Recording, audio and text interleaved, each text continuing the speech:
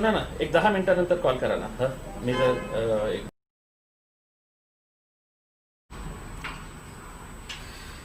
देखिए, पिछले कई सालों से एमआईएम पार्टी को गुजरात की आवाम चाहती थी कि गुजरात में भी एमआईएम पार्टी आए, और आए दिन हमें वहाँ के जो लोग हैं वो संपर्क में थे. असदुद्दीन अवैसी साहब के पास गुजरात के कई लोग जाते हैं और यही कहते थे कि एमआईएम पार्टी ने गुजरात में भी आना चाहिए.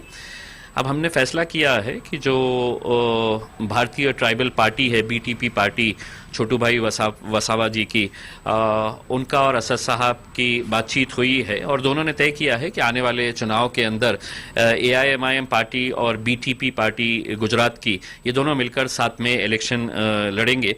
इस ताल्लुक से असद साहब ने मुझे आदेशित किया है, उन्होंने मुझे बताया है कि आप गुजरात जाए और बीटीपी पार्टी के जितने भी वरिष्ठ नेता हैं उन लोगों के साथ बातचीत करें और आगे की क्या रणनीति रहेगी, किस तरह से हम चुनाव साथ में मिलकर लड़ेंगे, इस बारे में एक प्राथमिक बातचीत करने के लिए मैं स्वयं अगले कुछ दिनों के अंदर मैं गुजरात जाऊंगा और गुजरात में जाकर वहाँ के लोगों से हम बातचीत करेंगे, वहाँ की आवाम के साथ संपर्क बनाएंगे और बीटीपी के साथ हम जिस तरह का चुनाव गठबंधन करने जा रहे हैं उसके बारे में प्राथमिक जानकारी लेकर हम अपनी रिपोर्ट असद साहब को पेश करेंगे. क्या सीधा ये बीजेपी के साथ लड़ाई रहेंगी आपकी? देखिए, स्वाभाविक है कि हम जहां जहां पर भी जाना चाह रहे हैं या चुनाव लड़ना चाह रहे हैं, हम चाहते हैं कि एक ऐसा गठबंधन बने कि जिससे हम मिलकर भारतीय जनता पार्टी को हरा सके.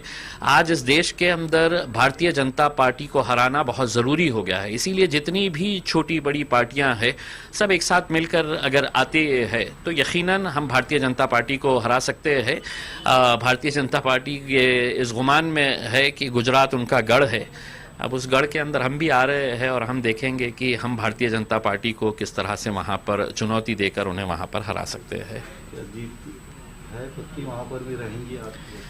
देखिए, आज देश का माहौल जिस तरह से है उस माहौल को देखते हुए लोगों का यही सोच एक बन गई है कि हम भारतीय जनता पार्टी को कैसे हरा सके, और लोगों ने एक मन बना लिया है. आप देखेंगे कि हम जब बिहार के अंदर गए तो बिहार के अंदर भी एमआईएम पार्टी को लोगों ने एक्सेप्ट किया, बहुत अच्छे तरीके से वहाँ पर हमें जीत मिली.